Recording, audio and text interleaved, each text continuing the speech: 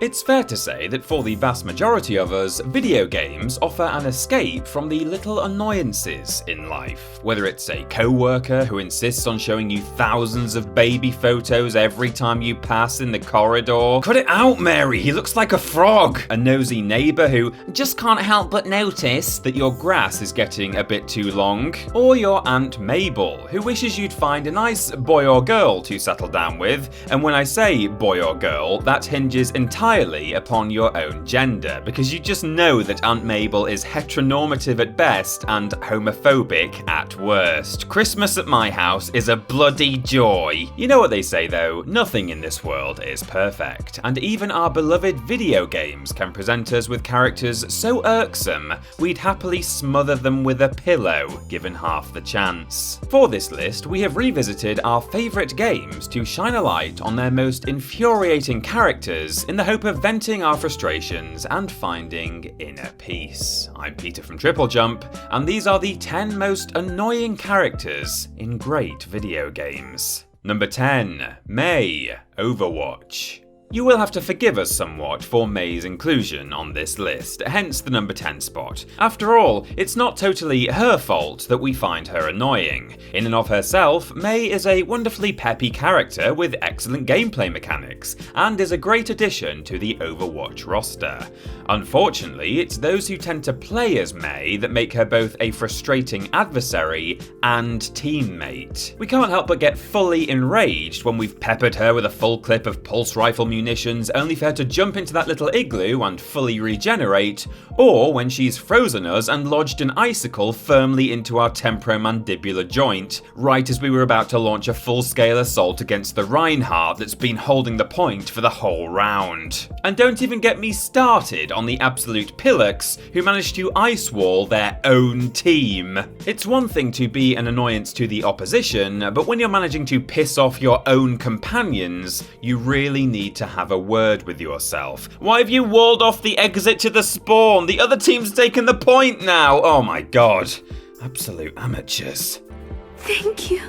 Number 9. NAZEEM, The Elder Scrolls V, SKRIM. If you gave us just one word to try and sum up Redguard farm owner NAZEEM, it would almost certainly be condescending, which means to talk down to people. If you gave us a few words, they'd probably be things like arrogant, up himself, and God, I wish I could drown him in a muddy puddle. Skyrim players will have come across this irritatingly patronising git whilst in Whiterun, where he can usually be found frequenting the markets, insulting the merchants and their wares, and bragging about his special relationship with the Jarl. I mean, that literally just makes me think of George W. Bush and Tony Blair, but if you really want to compare yourself to alleged war criminals, then you be my guest. Luckily, he can only be found in one particular part of the game, but his legacy is such that a quick YouTube search will return scores of videos on how to murder the cocky sod. There's even one player who managed to speedrun the task in under 2.5 minutes. Alternatively, the mission Hired Muscle allows players to choose a citizen to intimidate, i.e. beat up, and you can bet your bottom septim that we all went and sought out NAZEEM to give him the ass whooping he well and truly deserved. I think he wet himself. Number 8. Tingle, The Legend of Zelda, Majora's Mask. Here at TripleJump, we like to get you thinking. With that in mind, dear viewer, I'd like you to riddle me this. Is Tingle annoying, or is he just creepy? The jury's still firmly out on that one, but I'm of the opinion that it's half of one and 6 dozen of the other. Wait, did I say that no, that's right, yeah. Slightly freaked out players first came across the giggling idiot during Majora's Mask, and sadly, he became a recurring character. Claiming to be a reincarnated fairy, though we're not convinced he isn't just a nutcase in green tights, he can be found in each area peddling maps and generally winding people up. Even Link himself finds the character maddening, but unfortunately has to put up with his ridiculousness owing to the fact that the maps he makes are so darned useful. The obnoxious imp has garnered such a negative response over the years that in 2004, IGN launched its Die Tingle Die campaign, calling for the little green misfit to be left out of any future Zelda games. Fortunately for them, he hasn't shown up in any titles since the Minish Cap. Thank the Golden Goddess. Number 7. CLAPTRAP, Borderlands. Before you say it, we are acutely aware that CLAPTRAP, or CL4PTP if we want to get technical about this, is meant to be irritating, and the fact that he's landed himself a spot on this list is sort of a testament to the great creative efforts of all those involved in his highly annoying development.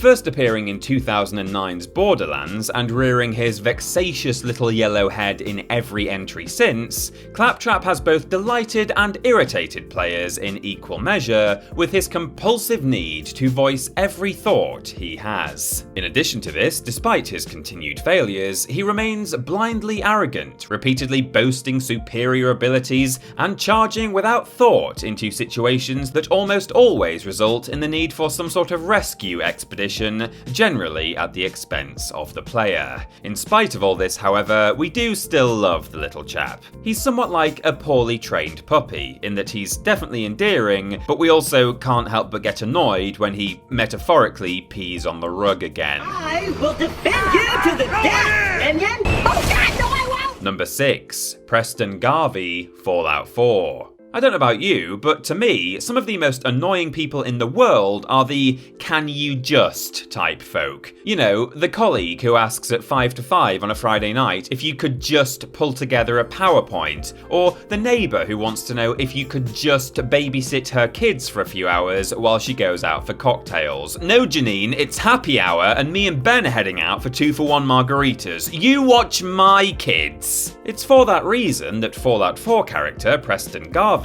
lands himself a spot on this list. King of delegation, Preston is always around to dish out orders to the sole survivor. If there's a settlement in trouble, you can bet that Preston will have you marching over there to sort it out. Is he gonna come along to help? No, of course not. That would be silly. What annoys players most about Preston is that he treats you like his own personal errand boy or girl, whilst seemingly doing very little himself. Admittedly, yes, he's worked hard to secure himself a nice upper management position amongst the Minutemen, but that doesn't mean he should be allowed to sit around on his backside every single time whilst we're going out risking our butts to save the Commonwealth. There's no I in team, you know. Then again, there's no I in Preston Garvey either. It is an anagram of e-sport gravy though, so there is that. Oh no, hang on, no it isn't. Oh, well.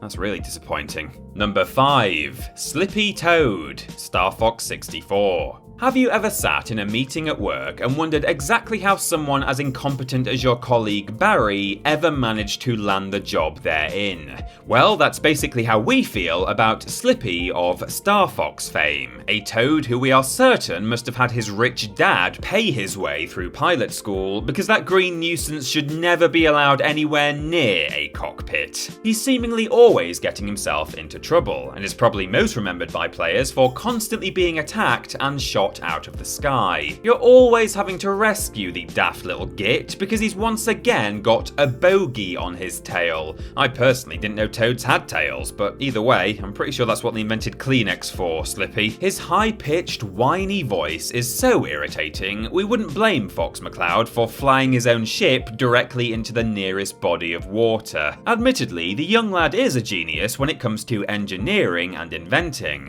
but that isn't enough to lubricate the seriously ground gears of longtime players who have had enough of his goofball antics. Ah! I'm hit!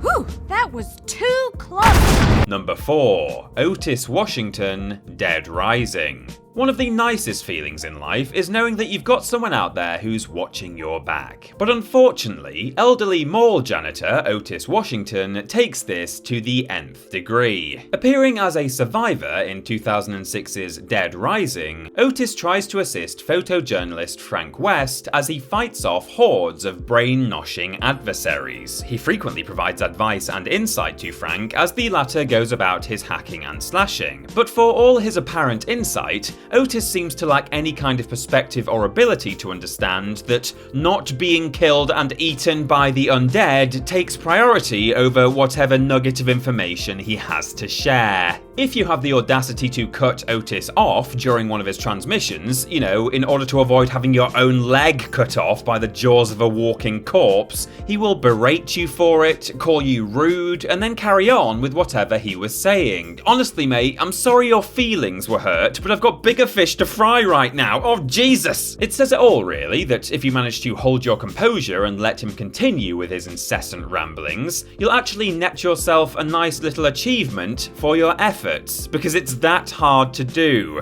Of course, earning said achievement will likely be at the expense of either your own sanity, or possibly a couple of your limbs. Number 3. Mr. RESETTI, Animal Crossing. On the surface of it, Mr. RESETTI, Animal Crossing's dungaree-wearing, pickaxe-wielding mole who reminds you to save your game, doesn't sound like a terrible concept. I honestly can't think of a better way to get players to save their games, except for, oh, I don't know, an autosave feature? Introduced in 2002's Animal Crossing for GameCube, Mr. RESETTI has reared his irritating little head throughout the series, popping up to scold players when they turn their consoles off without saving. Mr. RESETTI is just plain rude, lecturing the player on the importance of saving the game or not letting their batteries run down. It happens, dude, just let it go. What's worse is the fact that the more you let it happen, the angrier he gets, to the point where he goes as far as to pretend to reset the game himself and claim he's lost all your save data before declaring the whole thing to be a joke. Very good. Since the introduction of the autosave feature in New Horizons, thank you God, Mr. RESETTI has found new employment and can now be seen in charge of the Nook Inc. rescue service. Though if you don't have the mullah to pay him, he still gets pretty annoyed. More like Mr. Upsetty, am I right? Oh, I tell ya, the places I would love to jam that pickaxe. Number 2. Dog Duck Hunt. If you discount John Hurt popping up on your TV screen every 10 minutes to spew propaganda, it's fair to say that 1984 was a simpler time. Hair was big, Van Halen was bigger, and young kiddos could be entertained for hours with naught but a plastic zapper and a few pixelated ducks. Life was good.